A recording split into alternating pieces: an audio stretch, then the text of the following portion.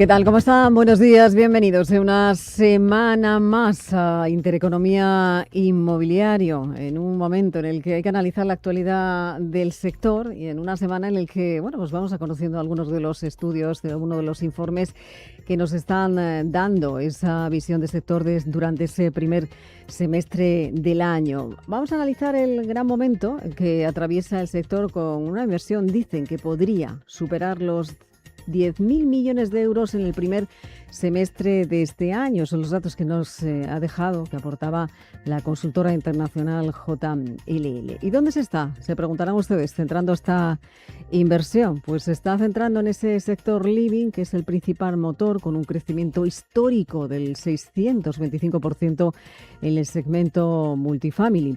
El sólido crecimiento también económico y la demografía están atrayendo a capital internacional, pese también a la incertidumbre geopolítica. El crecimiento se extiende también a otros sectores como las oficinas, el retail o la logística, que también están registrando alzas considerables.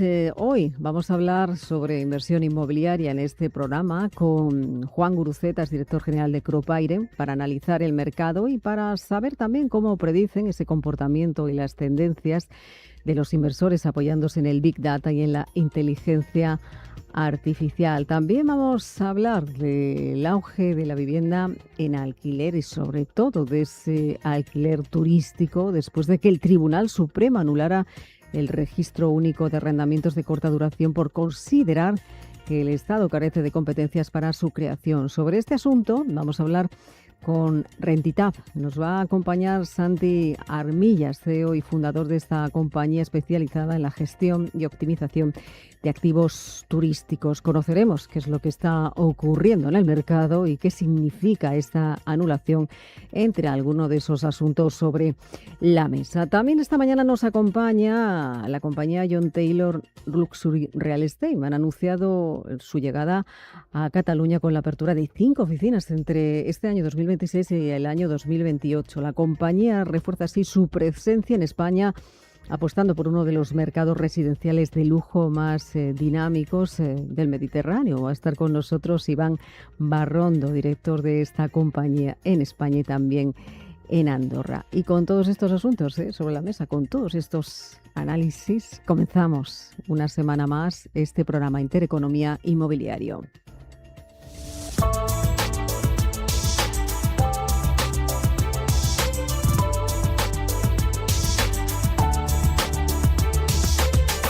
Elena Fraile dirige y presenta Intereconomía Inmobiliario.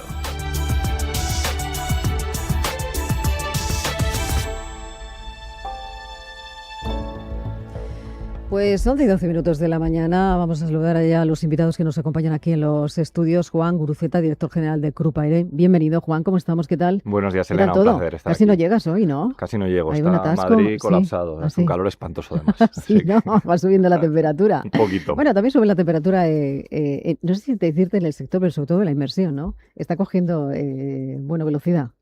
Sí, Yo no sé bueno. cómo puede presentarse la segunda mitad del año. Bueno, yo creo que Sí. tiene muy buena pinta, ¿no? Sí, ¿no? Estamos Con unas cifras por encima, decíamos, ese informe que ha sacado JLL, la consultora inmobiliaria internacional, que aportan un dato impresionante, importante, esos 10.000 millones de euros que se prevé de inversión inmobiliaria en estos primeros 6 meses del año. Para el segundo, ¿cómo puede ser la previsión? Juan, te pongo ahí a la bola de cristal. Madre mía, es muy difícil hacer predicciones. Yo creo que la demanda del sector sigue ahí, es evidente, o sea, Sí. sobre todo en la parte residencial. Habrá una consolidación porque también con la subida de tipos de interés es muy posible que el acceso a hipotecas sea un poquito más complicado en perfiles de clase media. El lujo creo que sigue absolutamente disparado, o sea, eso no creo que nadie lo dude. Sin embargo, sigue habiendo una demanda muy alta de adquisición de vivienda en el mercado.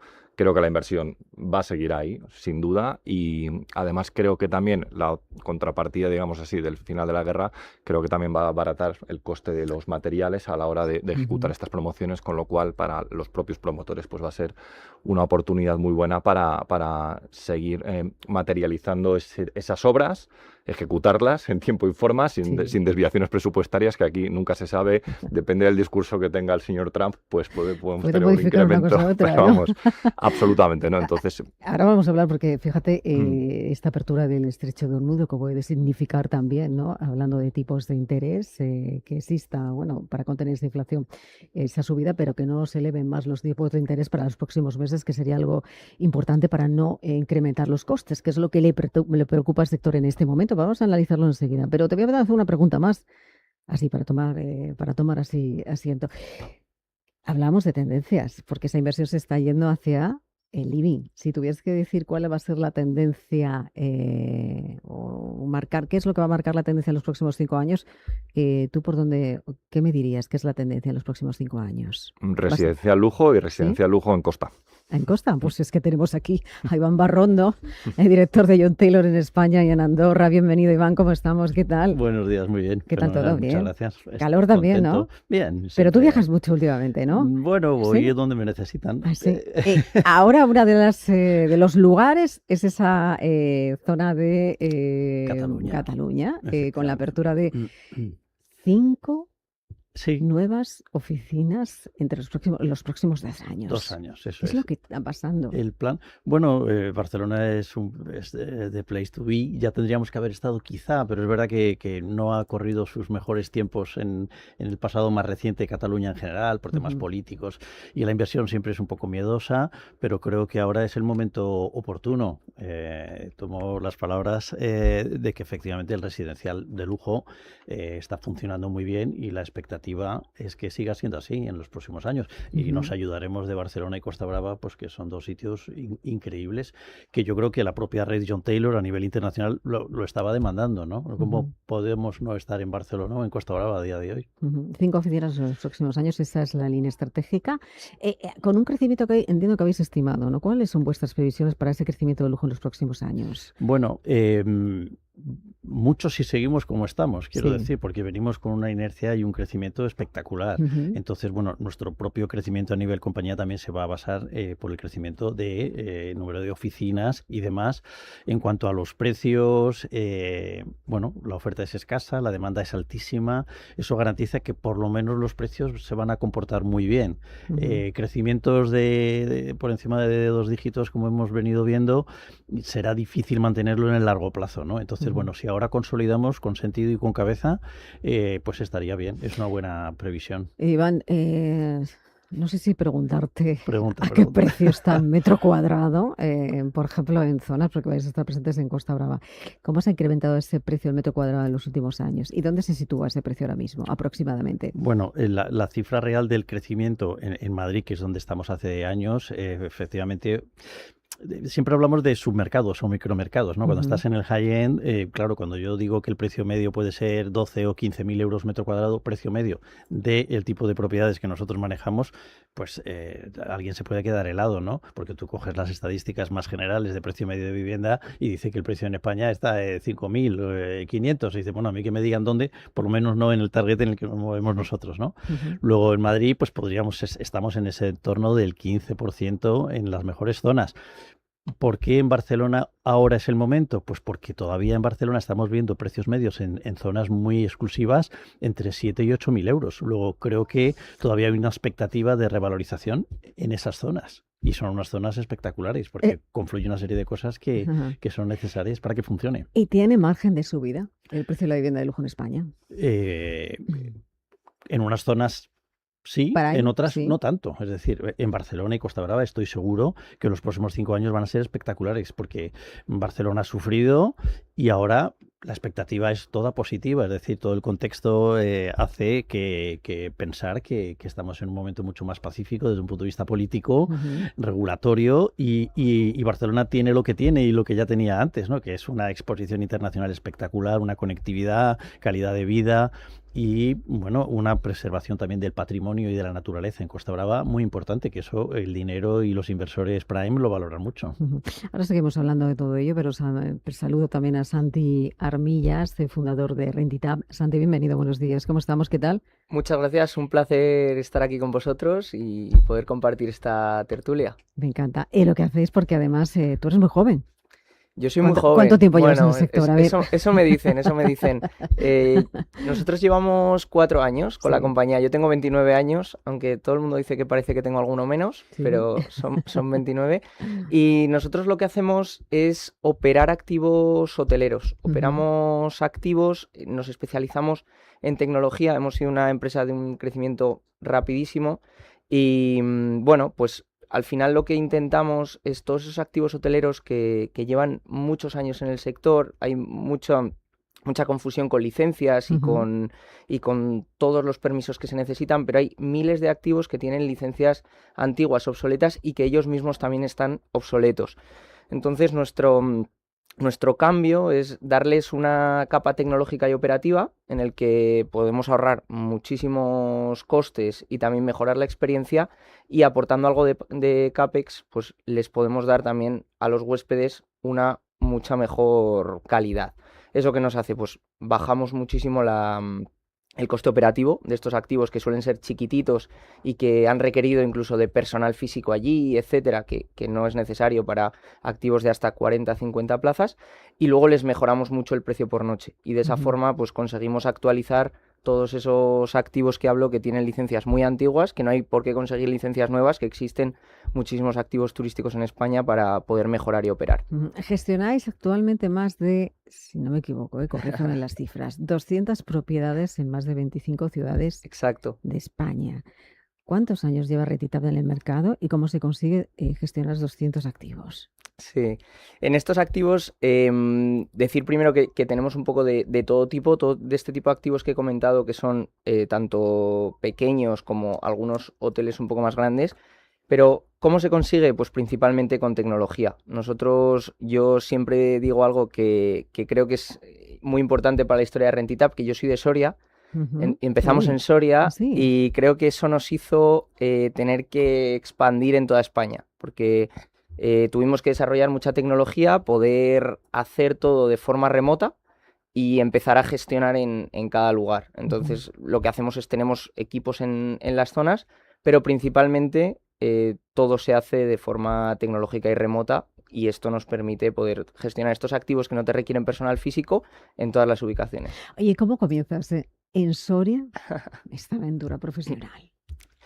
¿Cómo empezamos? Pues yo con mi socio teníamos otro negocio de hostelería y queríamos pasarnos al hospedaje. Entonces, de ese modo, empezamos primeramente, sobre todo con apartamentos turísticos, y como digo, empezamos lejos de nuestra ciudad. Lo primero que hicimos es desarrollar procesos muy, muy interesantes en los que podíamos, desde Soria, seguir gestionando. Fuimos escalando y nos dimos cuenta de que de verdad teníamos una diferenciación. Ahora sí que es cierto que hay muchas empresas, no diría parecidas, pero que sí que han conseguido generar esa diferenciación tecnológica para poder tener una operativa más lean, que siempre digo, pero hace 4 años no había tanto. Entonces eso nos hizo poder tener pues propietarios que estaban abiertos a empezar a trabajar con nosotros, y de ese modo empezamos a crecer y hemos duplicado el tamaño de la compañía año a año, hasta hoy. Y ya estáis en 25 ciudades. Estamos en 25 ciudades y ya estamos abriendo hoteles propios. ¿Hoteles propios? ¿Dónde están esos hoteles? Pues estamos abriendo aquí a las afueras de Madrid, ahora mismo, esta semana, por darte el ejemplo de esta semana, un hotel en la zona de Rivas. ¿Y cómo son estos hoteles? Son hoteles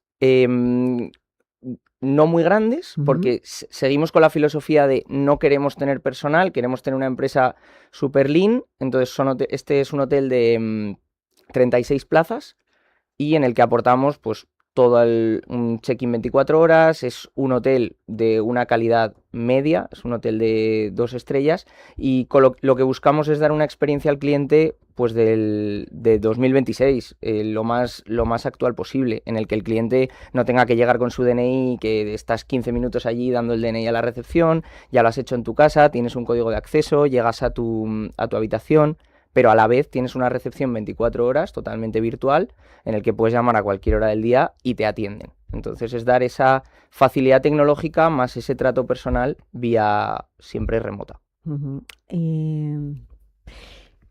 Estaba pensando en el recorrido que lleváis, ¿cómo se consigue? Porque claro, hay que saber licencias, pedir licencias, saber cómo se encuentran esos activos.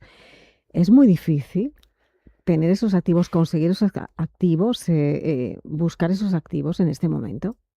Es complicado, es muy difícil porque la normativa turística, has mencionado antes el tema del registro único, la normativa turística es autonómica, pero a raíz de toda la normativa de vivienda, muchos ayuntamientos además han añadido normativa urbanística adicional. Entonces, dependiendo la tipología, si es apartamento turístico, si es hotel, incluso la categoría, hay que saber tanto la normativa municipal como la normativa autonómica. Entonces sí que es complicado y yo creo que es también un miedo a muchos inversores y una barrera, lo que yo me encuentro de propietarios, que les da mucho miedo el alquiler de corta estancia o vacacional por ese miedo a las licencias, incluso corrientes de opinión que dicen que pueden llegar a retirar algunas licencias, etcétera. Entonces, sí, es complicado. ¿No? Sí, realmente genera inseguridad por desconocimiento, pero si sabes qué licencias tienes que obtener, siempre pongo un ejemplo. Hay bares que llevan 40 años abiertos que no podrían abrir mañana, pero nadie les va a retirar esa licencia. Pues con los hoteles pasa lo mismo. Hablabas tú, lo decía al principio, como el Tribunal Supremo, pues ha anulado ese registro único de arrendamientos de corta duración por considerar que el Estado carecía de competencia para esta creación. Eso generaba duplicidades. Exacto.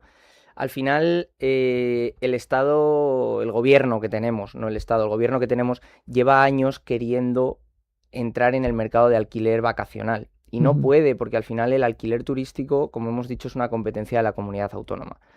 La única salida que les quedaba era vía registradores y apoyándose en una normativa europea, que es una normativa que busca facilitar la vida al consumidor para que no haya estafas. Entonces, esta normativa europea lo que decía es, oye, cada número que esté publicado en un marketplace, como puede ser Idealista, tiene que estar verificado por un registrador o por un ente público en todos los países europeos. El gobierno aprovechó eso para hacerlo también en los alquileres turísticos y ellos poder tener ese poder de dar o no este número.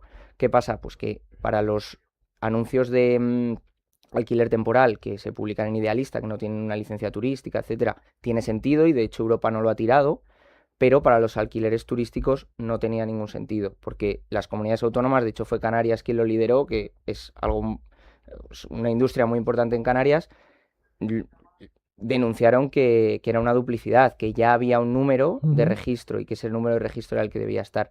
Ahora estamos a esperas de que el gobierno pueda de verdad hacer caso a Europa, porque solo tenemos la sentencia, pero todavía no se ha hecho efectivo este cambio. Porque ahora, ¿cómo se está regulando realmente? Ahora mismo tú tienes que tener 3 números en muchos sitios. Una persona que tiene un apartamento turístico en Madrid tiene que tener la licencia municipal, que es una licencia urbanística, una licencia de actividad. Después tienes que tener una licencia, no es una licencia, es una declaración responsable de la comunidad autónoma, que es turismo, en el que efectivamente te inscribes en el registro de turismo. Y adicionalmente, esta tercera duplicidad, esta que queremos eliminar, es la del gobierno, que tú tienes que ir al registro de la propiedad, informar al registrador, presentarle las 2 licencias que he mencionado anteriormente y que te dé un número adicional. Pero este número adicional no tiene sentido porque te requieren las 2 licencias anteriores. Si tú ya tienes las 2 licencias anteriores, ya está. Pero sí, hay que hacer todo esto. Hay que hacer todo esto. Bueno, ahora seguimos hablando. Un tema interesante además, pero voy a hablar con Juan Guruceta, porque también me gusta hablar de las empresas. ¿Vosotros desde cuánto tiempo lleváis, Juan? Con Crop Aire, hace poquito, ¿no? Se presentó, que ya venís del mercado muchísimos años. Efectivamente, hemos hecho una transformación empresarial. Crop Aire nació a finales de febrero de este mismo año, pero sí veníamos ya con una trayectoria de haber generado inversiones por aproximadamente 150 millones de euros, con lo cual sí que teníamos una expertise y un conocimiento profundo bastante del mercado. Porque vosotros hacéis crowdfunding, crowdlending, hablábamos de que captabais también hace aproximadamente 2 meses, 11,5 millones de euros para lanzar un nuevo vehículo de inversión para financiar al sector inmobiliario. Ese fondo era suscrito por varios families office y también era asesorado por Da Capital Re. ¿En qué momento os encontráis y cómo valoráis estas previsiones que hemos realizado antes, que hacía JLL, ¿no? Es este año de oportunidades dentro del mercado. ¿Cómo está siendo para vosotros? Bueno, desde luego producto no nos falta para sacar a la plataforma. Hay una demanda brutal porque nuestros clientes en la parte de la promoción lo que buscan es agilidad. Es decir, si tú vas a pedir una financiación para un promotor en un banco, vamos, seguro que 3 meses no te lo van a quitar nada, no te los van a quitar en la vida. Y nosotros, pues el otro día que lo comentamos aquí, pues cerramos un proyecto en 3 minutos. Entonces, si bien el tipo de interés es más alto y que es una plataforma de financiación alternativa, lo cual es bueno también para los inversores en los cuales pueden estar esperando aproximadamente una rentabilidad de un 10% anual más o menos, sí que vemos que hay muchos promotores que siguen queriendo construir, precisamente para dar cabida a toda la demanda que hay en el mercado, con lo cual sí que es muy importante para nosotros a la hora de hacer el scouting del producto tener un asset quality altísimo, es decir, queremos tener la certeza de que podemos cumplir, que nuestros promotores cumplen, pero sí es cierto que creemos, y bueno, estamos viéndolo de hecho, que la demanda sigue ahí y que hay muchos promotores y promotoras de nivel medio, es decir, de operaciones como hasta 5 millones aproximadamente en toda España, no solo en capitales. ¿Cómo canalizáis, hablando de esa evolución del mercado, cómo veis o canalizáis este año, la segunda parte del año? Estamos hablando de junio, estamos en junio ya, primer semestre, segundo semestre del año, ¿cómo vais a canalizarlo? Bueno, en la primera parte del año pues hemos hecho un análisis muy exhaustivo de todos los proyectos que queremos sacar a la plataforma. Ya hemos sacado varios. Ayer cerramos uno, de hecho, en Sevilla, que era un tramo de unos 800.000 euros aproximadamente. Y ahora lo que vamos a hacer, por un lado, es evidentemente empezar a publicar mucho más producto en la plataforma que nuestro comité de inversiones ya ha aprobado previamente. Ya sabes que nosotros además solo lanzamos producto que tenga garantía hipotecaria de primer rango y que tenga la licencia de obra, con lo cual pues, somos un pelín más seguros que la competencia, porque nosotros no hacemos proyectos de equity ni hacemos financiación del suelo. Tiene que tener que sea un proyecto con alta capacidad de crecimiento, que tenga además garantía hipotecaria y también que tenga autorización ya de licencias. Sí, la licencia, Esas son 3 condiciones indispensables. Efectivamente, porque las licencias tienen un riesgo altísimo. Es decir, depende del ayuntamiento, pues tirarte 2 años o 3 años esperando. Entonces, eso para nosotros es un riesgo enorme porque el coste de la deuda no es bajo. Con lo cual, si tienes un retraso por una licencia, eso te puede quemar la rentabilidad entera y te puede arruinar un proyecto, ¿no? Con lo cual, sí que en eso nosotros nos curamos mucho en salud, de tener la certeza de que el constructor o el promotor, en este caso, puede empezar a construir inmediatamente después de tener el dinero en su cuenta. ¿Cómo es ese activo del que acabas de hablar, que acabáis de sacar al mercado? Bueno, en el fondo, básicamente nosotros estamos mirando residencial. Ahora mismo nosotros no entramos en el mercado del lujo porque evidentemente con 5 millones de euros ahora mismo te compras casi un apartamento de 180 metros en Alfonso XII, ¿no? Sí. Con lo cual tampoco nos daría para Ahora demasiado. podemos estar hablando de ultralujo, superlujo, Claro. de tantas categorías de lujo que ya 4 o 5 millones evidentemente no es lujo, casi Sí, es lujo, pero bueno, pero prácticamente, Hay hablando de, como ridículamente decía lujosos, Iván, sí. el metro cuadrado del precio del metro cuadrado de la vivienda de lujo en Madrid, pues te compras nada, te compras 100 metros casi. Correcto. Lo que pasa es que para nosotros un mercado prime, en lo que se entiende nuestro core de negocio, es perfectamente una promoción en Loeches, una promoción en Las Rozas, una promoción en el Ronquillo, o sea, todo lo que sea sitios donde hay demanda de residencial de tipo medio, para nosotros es bárbaro. ¿Por qué? Porque lo que queremos es que el producto se construya y se venda lo más rápido posible, porque nuestro negocio al final funciona con la rotación del negocio y cuanto más tiempo pase la promoción en venderse, evidentemente mayor coste de deuda hay para el promotor y nosotros pues y menos rentabilidad, y con lo cual cuanto antes se genere todo ese retorno, mucho mejor. Entonces nosotros estamos en un residencial medio alto, ocasionalmente, con un coste metro cuadrado aproximadamente de venta de entre 3 y 4.500 euros más o menos, y ahí estamos muy cómodos. No, de momento no queremos meternos en incrementar la tipología del mercado, perdón, porque ahí hay una demanda enorme. O sea, enorme. No nos faltan, como os digo, todas las semanas nos llegan propuestas de promociones, o sea, más de las que podemos dar cabida. Oye, ¿cómo os ayuda a vosotros? Hablaba yo del comportamiento, ¿no? Porque podéis predecir el comportamiento un poco de la inversión y del mercado. ¿Cómo lo hacéis vosotros en Copraire para adelantaros a esas tendencias y adelantaros al mercado y a, digamos, a las tendencias de inversión? Bueno, al final a través de inteligencia artificial es relativamente sencillo, si lo has parametrizado bien, intuir la demanda. Es decir, nosotros tenemos concretamente un algoritmo que predice la demanda de producto en nuestra plataforma en función del tráfico que generamos. Es decir, si tenemos a 8.000 personas en la plataforma que tienen un ticket medio de inversión de 1.000 euros, pues ya podemos predecir que lo que necesitamos tener en el mercado para cerrar una operación muy rápido pues son 5 millones, ¿no? Para generar ese FOMO o esa demanda masiva, con lo cual eso a través de todos los datos que nosotros vamos recabando, no solo en tiempo real, que lo tenemos, sino en el pasado, de, oye, qué promociones han vendido mejor o se han financiado antes. Con todo eso lo vamos analizando, entonces nuestro sistema básicamente cada vez que aprende, pues va mejorando los ratios de éxito, con lo cual eso para nosotros es vital, porque además es una máquina que no duerme, que no come, que no cobra, con lo cual es un analista de inversiones y de predicción, pues importante. eso es Pero muy también hay rentable. que combinar, ¿no? Los datos tradicionales con el machine learning, con la inteligencia artificial, con el big data. ¿Cómo se hace todo eso, Juan? Bueno, pues mezclando efectivamente, digamos, aprovechándonos de todas las tecnologías que hay hoy día, que son absolutamente asombrosas. Yo que ya no tengo 29 años, pues me sigo quedando asombrado con las cosas que me enseñan, tanto en Crowdpire como en Divilo, ¿no? Para toda la parte de los pagos.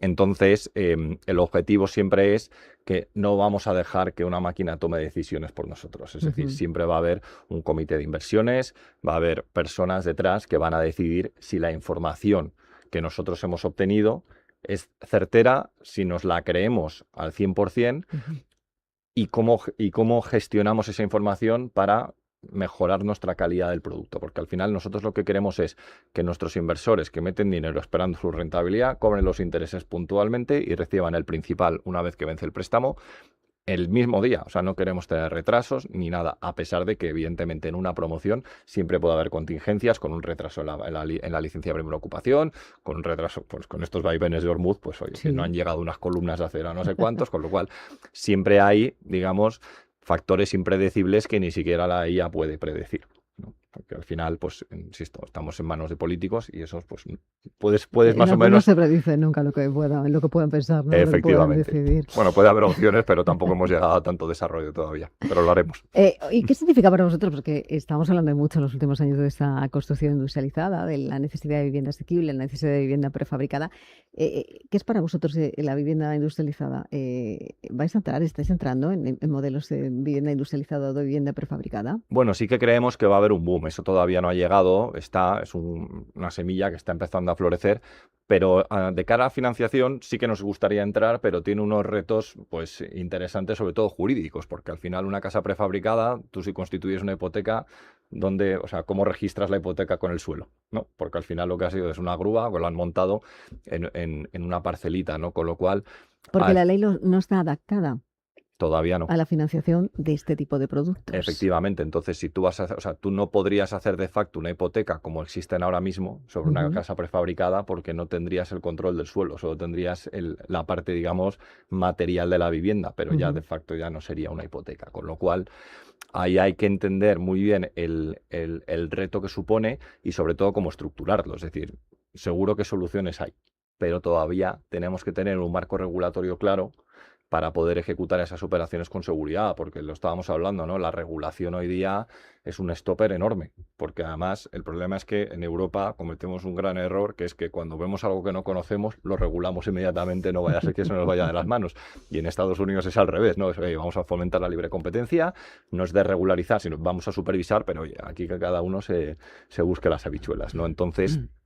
Aquí tenemos que tener un poquito de paciencia, pero sí que creemos que evidentemente va a haber un boom en los próximos 5 o 10 años de esa demanda de vivienda. Bueno, vamos a centrarnos en el retail, en los centros comerciales, en logística, y ya no te voy a decir en los hoteles, porque eso ya lo lleva nuestro compañero, pero ¿cuál crees que es más interesante para vosotros? ¿Dónde vais a centrar el foco en los próximos años? Bueno, nosotros de momento vamos a seguir en el residencial, eso está claro. Sin embargo, creo que no se puede considerar logística, pero por ejemplo los centros de datos ahora mismo están absolutamente en boga. O sea, sí que creemos que, aunque no es nuestro core, insisto, ahí hay un negocio enorme, ¿no? Porque con toda la cantidad de almacenamiento de procesamiento y de todo que existe hoy con el boom de la inteligencia artificial, todos esos centros de datos que están recopilando información constantemente son una mina, es decir, al final eso se va a quedar ahí y insisto, no es un sector, o sea, no es retail, realmente no es logística, pero sí que creemos que ahí hay un perfil muy, muy potente de inversión. Sin embargo, nosotros de momento nos mantendremos en la parte residencial y eventualmente sí que podremos entrar en verticales de construcción industrializado, vivienda prefabricada, cuando tengamos un marco legal que nos permita hacerlo. ¿Cuáles son los retos a los que se van a tener que enfrentar en los próximos meses las promotoras en nuestro país? Bueno, yo creo que llegar a como decía antes, tener una estabilidad en los precios. Es decir, el mercado de la construcción no tiene, digamos, seguros ni derivados ni nada que te permitan tener una cobertura del precio, con lo cual creo que el gran reto de las promociones ahora mismo es tener la certeza en obra nueva de que el precio que tú pones para vender es el que finalmente va a ser en la venta, ¿no? Porque muchas veces realmente no tienes capacidad para decir si una casa vale 500.000 euros o dentro de un mes vas a tener que ponerla en 550.000 porque el coste se ha incrementado un 10% por precisamente los retrasos en materiales o otro tipo de contingencias. Entonces, creo que el gran reto va a ser poder consolidar la oferta sin tener vaivenes y el acceso a la hipoteca de las personas que quieran adquirir esa vivienda nueva, porque al final nuestro perfil, en la parte ya del comprador de la vivienda final, sí requiere hipoteca, con lo cual eso es impepinable. Y ahora con la subida de tipos, pues evidentemente el coste de la deuda va a subir. Va a subir y no descartamos, como bien dices, que puedan subir los tipos adicionalmente más adelante, con lo cual eso pues evidentemente no solo frena el riesgo del crédito en la parte bancaria, sino que también puede hacer que muchos inversores o muchos compradores, en vez de adquirir una vivienda, decidan alquilar. O meter un alquiler con opción a compra, que es una figura que también hemos visto incrementarse bastante últimamente. También te quiero preguntar por el sector del living. ¿Qué es lo que está ocurriendo, Juan, con el sector del living? Bueno, pues que hay una inversión también muy grande en toda la parte de lujo, en toda la parte turística de lujo también, o sea, eso lo hemos visto sobre todo en la Costa del Sol, que es absolutamente brutal, pero es una inversión que a nosotros se nos escapa un poco por el tamaño de dichas inversiones, ¿no? Estamos hablando ahí de operaciones muchísimo más grandes, de perfiles que pueden financiarse, pero que realmente lo pueden hacer por un tema económico o fiscal, pero que no tienen absolutamente ninguna necesidad de hacerlo, pero que evidentemente está ahí. O sea, ya no es un nicho. Ahora cada vez es más generalizado en tanto en cuanto lo que hemos dicho antes, ¿no? Tienes lujo, tienes lujazo y tienes ridículamente lujoso, ¿no? Entonces ya no sabes dónde meterte. Oye, te voy a hacer la pregunta del millón.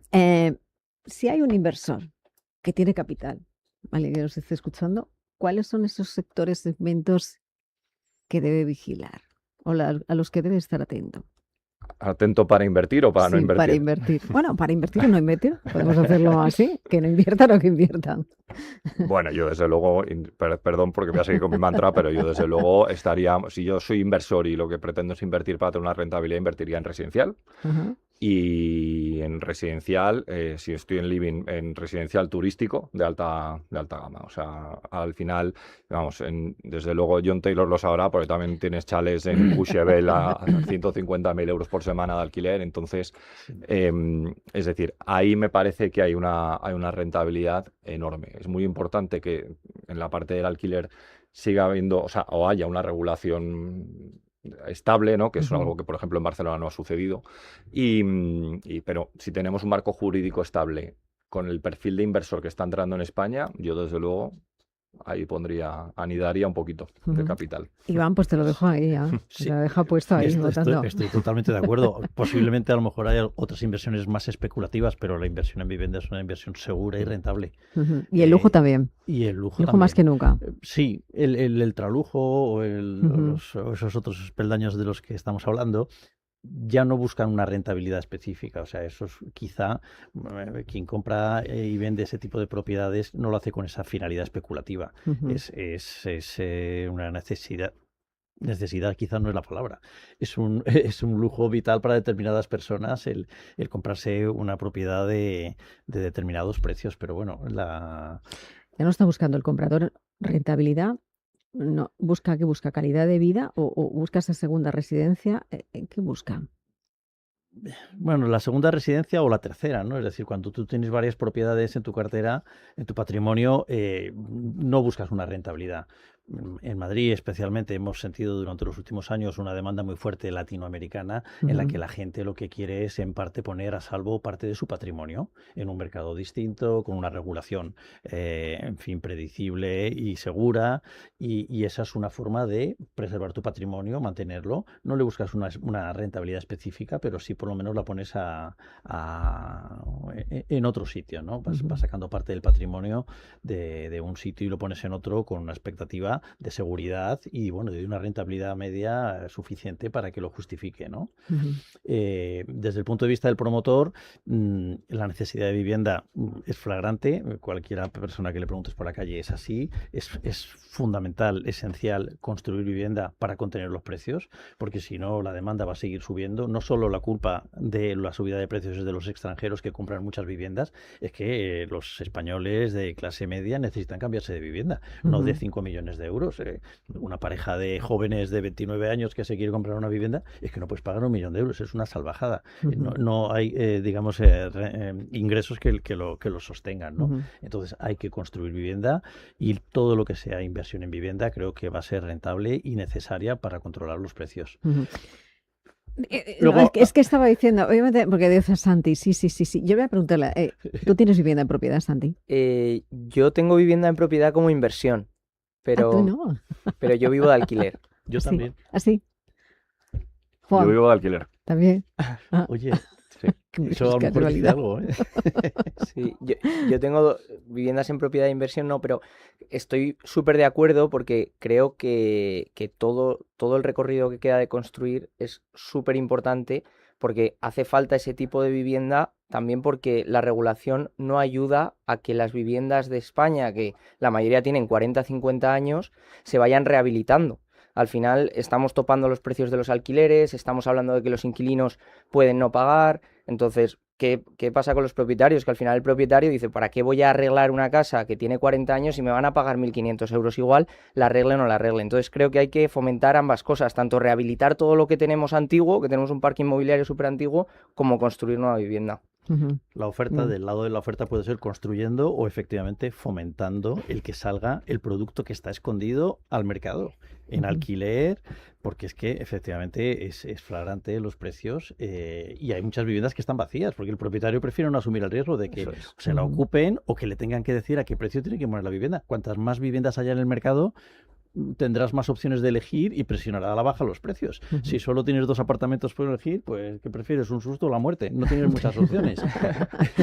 Juan, ¿quieres decir algo? Sí, bueno, yo en la parte, por ejemplo, del lujo, sí también creo que hay un punto de activo refugio. Es decir, esta gente, al final, las rentabilidades que van a sacar alquilándolas, seguro que están por debajo del 3, porque más o menos siempre ha sido la rentabilidad estimada en el mercado prime. Lo que pasa es que si tú te compras una casa ahora mismo en Pintor Rosales o te compras en Alfonso, ten por seguro que dentro de 10 años va a valer un 40 o un 50% más. Y si la quieres vender dentro de un mes porque tienes un sustillo, aprietas un botón y las vendes en 10 tienes minutos. liquidez. Eso es. Claro. Entonces, eso creo que también es parte de la inversión de estas grandes fortunas que están metiendo dinero, pues igual que antes lo podían hacer en Verbier o en Londres, en Nueva York o Miami, ahora mismo en España, Madrid se ha convertido en la cuna de esa inversión refugio. No sé si Barcelona pues podrá remontar, ¿no? Como dice Iván, pero desde luego Madrid es la pera. Y luego, en la parte de los alquileres, yo personalmente vivo de alquiler porque siempre he preferido comprarme una casa al contado y como todavía no puedo, pues tengo que seguir ahorrando. Entonces de los de antes, ¿no? Pero, sí, hasta que no tenga el dinero no compro. Totalmente. Pero es que aparte creo que también debería haber más incentivos fiscales, porque yo, por ejemplo, no entiendo que si yo me compro una casa como persona física no me puedo deducir los intereses en la renta. Sin embargo, si lo compro como una sociedad, me deduzco los intereses en el impuesto de sociedades. Entonces, creo que deberíamos también facilitar que las reglas del juego sean, no te digo iguales para todos, pero muy similares. ¿Por qué? Porque si tú haces el cálculo de los intereses que pagas de una hipoteca a 30 años, es un congo. Entonces, si tú eso te lo puedes deducir desde tu declaración de la renta, creo que incentivaría muchísimo el hecho de que la gente quiera invertir para comprar y para que esa sea su residencia habitual. Con lo cual, creo que también, además, hace falta tener ese marco jurídico por lo que estábamos hablando antes, que es que, claro, si tú vives con el miedo de que te ocupen tu casa, es que tú imagínate que te compras una casa como inversión teniendo unos ahorrillos, te ocupan y te han destrozado la vida, porque entonces tienes que pagar la hipoteca, encima eres responsable solidario de los gastos de la luz, del agua, del gas y de todo. Dices, joder, es que claro, no me compensa. No te compensa, no te compensa.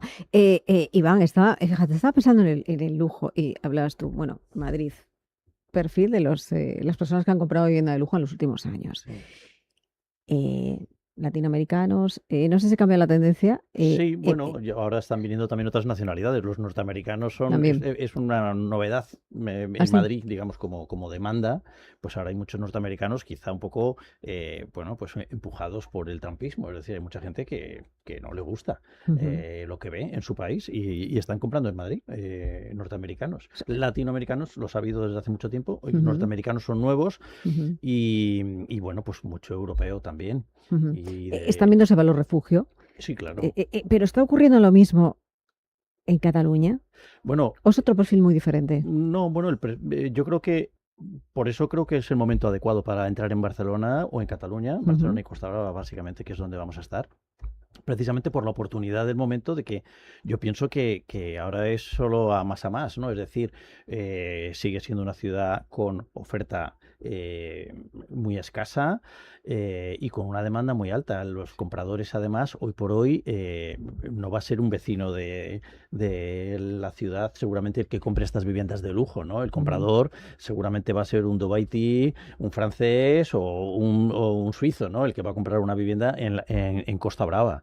Entonces, creo que ahí, bueno, pues, es la oportunidad para estar en este momento, ¿no? Y los precios subirán. ¿Qué habéis visto? ¿Qué habéis visto en Cataluña? ¿Cuáles van a ser esas líneas estratégicas de ese mercado del lujo allí para vosotros? Bueno, pues vamos a seguir las líneas. ¿Es muy competitivo el mercado en este momento allí en Cataluña? Sí, como en todos, donde hay mercado hay competencia, pero creo que un operador internacional como nosotros añade valor a la intermediación, en el sentido de que, como te decía, la propiedad es local, pero el comprador es de fuera, entonces hay que ofrecer un asesoramiento, en primer lugar, legal, de la ubicación donde está la propiedad, pero luego hay que asesorar también fiscalmente sobre la fiscalidad de la operación para un no residente, sobre la gestión de su patrimonio. Entonces ahí creo que ese es un valor añadido en la intermediación. Desde el punto de vista de producto, en Costa Brava, pues villas, evidentemente. ¿Cuál es la villa más cara que habéis tenido en esa intermediación? Es que todavía no tenemos cartera, estamos por entrar y por desarrollar. Pero en torno a qué precio estamos hablando, ¿es más ultralujo, más lujo? Es lujo, ¿no? El ultralujo a lo mejor lo tenemos más en Ibiza, donde hay propiedades más blin blin y hay propiedades de 20 y pico millones de euros, pocas, algunas. En Costa Brava seguramente las propiedades sean de 6, 7 millones de euros, que es un ticket medio alto, en fin, muy apetecible, pero no es ese. Es ultralujo, pero bueno, es accesible para más gente que las de 20, evidentemente. Santi, dices sí. Yo con Cataluña estoy súper de acuerdo. Porque nosotros tenemos en Barcelona dos activos muy céntricos, además en Diagonal y muy cerca de Sagrada Familia. Y lo que me encuentro es un poco lo que dice Iván, el precio de compra es muy parecido, es bastante más bajo a lo que podemos encontrar en Madrid, en esos activos prime, pero luego para nuestra rentabilidad incluso el precio por noche es mejor en Barcelona que en Madrid. Entonces estamos encontrando mucho mejor rentabilidades allí, sumado al miedo. Aquí en Madrid parece que se está empujando mucho más la economía y el inversor tiene menos miedo al hotelero. Ahí en Barcelona hay mucho más miedo al hotelero, entonces no es tan fácil ese traspaso de un hotelito, de un hostal. En este caso eran 2 hostales bastante obsoletos que se les ha hecho una mejora y esa rentabilidad en Madrid nunca la hubiéramos encontrado. Y influye todo, el miedo y que Barcelona es una super ciudad a nivel turístico. Es que la inversión y la incertidumbre van de la mano. Están ahí, entonces seguro que hay unas oportunidades espectaculares porque quizá el que aproveche esa incertidumbre con sus certezas de su conocimiento puede sacar unas rentabilidades más altas que las de Madrid, que el panorama es más claro desde un punto de vista regulatorio, pero desde luego en Cataluña todo el tema de alquiler es complejo y buscar inversión para rentabilizar en Cataluña Todavía no es fácil. Todavía, si es una inversión para uso propio, es posible, pero tendrá que haber claridad en este mercado, porque las distintas regulaciones en unos sitios u otros desconciertan a mucha gente, ¿no? Al inversor extranjero no entiende, dice, oye, aquí sí, en Madrid no, ¿cómo es esto? Entonces creo que hace falta una línea un poco de homogeneidad en todo esto, para que puedas comparar. Si no, no puedes comparar Madrid y Barcelona. manzanas con peras. Bueno, pero decíamos 25 ciudades. También Málaga está entre ellas. En Málaga no hemos abierto. ¿En En Andalucía Andalucía dónde estamos estáis? en Sevilla y vamos a abrir dentro de muy poquito Huelva. ¿Y el resto de España dónde estáis El presentes? resto de España estamos, bueno, en las principales, Madrid y Barcelona son muy importantes para nosotros. Zaragoza es una muy buena plaza también, que aunque no pueda ser un potencial turístico, sí que tiene un gran potencial de corta estancia a nivel de personas que van a trabajar y tiene muchísima movilidad. Y luego en el norte estamos muy presentes en Asturias, tenemos varios complejos por allí y en Valencia. Te diría que esos son un poco los principales puntos, pero 25 ubicaciones, ¿por qué? Porque tenemos... En cada una es una licencia diferente, es una En cada tramitación una diferente. es una licencia diferente. ¿Dónde es más difícil? En zonas rurales es más fácil porque también estamos en municipios más pequeños, como nos puede pasar en Asturias, que tenemos bastantes zonas rurales. Es más fácil porque a nivel municipal directamente tienes el trato, pero al final las comunidades autónomas cada una es de una forma. ¿Dónde es más difícil tramitar una licencia de este En tipo? Cataluña. En En ¿Cuánto Cataluña. tiempo? De hecho, en Cataluña es que no se tramitan licencias. En Cataluña tienes que ir activos con su licencia existente y ser muy, muy cauteloso con los cambios que le haces. Os pongo un ejemplo. Para no perderla. Claro, en estos hostales que tenemos allí intentamos hacer unas mejoras y la respuesta de los funcionarios fue que si movíamos un solo tabique nos retiraban la licencia. Entonces al final también no te permiten mejorar el activo, simplemente pues le das un lavado de cara. O sea, es como una rehabilitación. Sí, pero con pinzas. Sí, O sea, con pinzas. pintar, mobiliario y poco Ya está. más. Y al final, lo cual no tiene ningún sentido, porque nuestra intención era hacer una reforma un poquito más allá. Pero Cataluña, lo que te digo, es lo más complicado. Prácticamente no hay licencias de hospedaje nuevas. Y lo que hay que hacer es ir a licencias existentes. Pero sabiendo que esa licencia existe y se pueden hacer cosas, hay rentabilidades. ¿Qué esperas del mercado para los próximos años? ¿Qué espero del mercado? Pues espero del mercado en Cataluña que vaya creciendo. Creo que el precio por noche va a seguir creciendo. Y creo que la cortina de humo del alquiler vacacional tiene que ir acabando. Porque llevamos ya 4 o 5 años en los que no han hecho más que ponernos trabas. Ya este registro último que ha quitado Europa creo que ha sido una de las últimas y no le queda mucho al gobierno de esta cortina de humo porque los alquileres siguen igual. Ya somos los culpables, ya todo el mundo odia los apartamentos turísticos y creo que a peor no podemos ir. Entonces yo voy a seguir hablando de que esta inversión se puede hacer y que podemos mejorar y que es la mejor industria en España para invertir, porque el sol siempre va a estar ahí. Santi, porque todo el mundo odia los apartamentos turísticos. ¿Por qué? Bueno, ¿Cuál es el mantra? Ese ¿Sí, no? run está ahí, es decir, Es a cierto, todo el ¿no? mundo, los vecinos Sí, le es molesta el cierto. apartamento de turno. A ver, al final tú a cualquier persona que le preguntes, pregúntale si le gustaría tener un apartamento turístico debajo de su Dice que casa. no. Y te va a decir que no. Bueno. Pero luego hay gente que debajo de su casa tiene, por ejemplo, una clínica dental que está subiendo gente y bajando todo el rato, o tiene una gestoría, o un perro. Quiero decir que no para de ladrar. Entonces, se ha creado un poco ese run y que son los culpables de la subida crisis de precios. vivienda. ¿Es el culpable de la subida de precios? No, No. es menos del Es que se 1% del parque inmobiliario español. Menos del 1%. Bueno, pues ponemos ese dato ahí. Tenemos ese dato.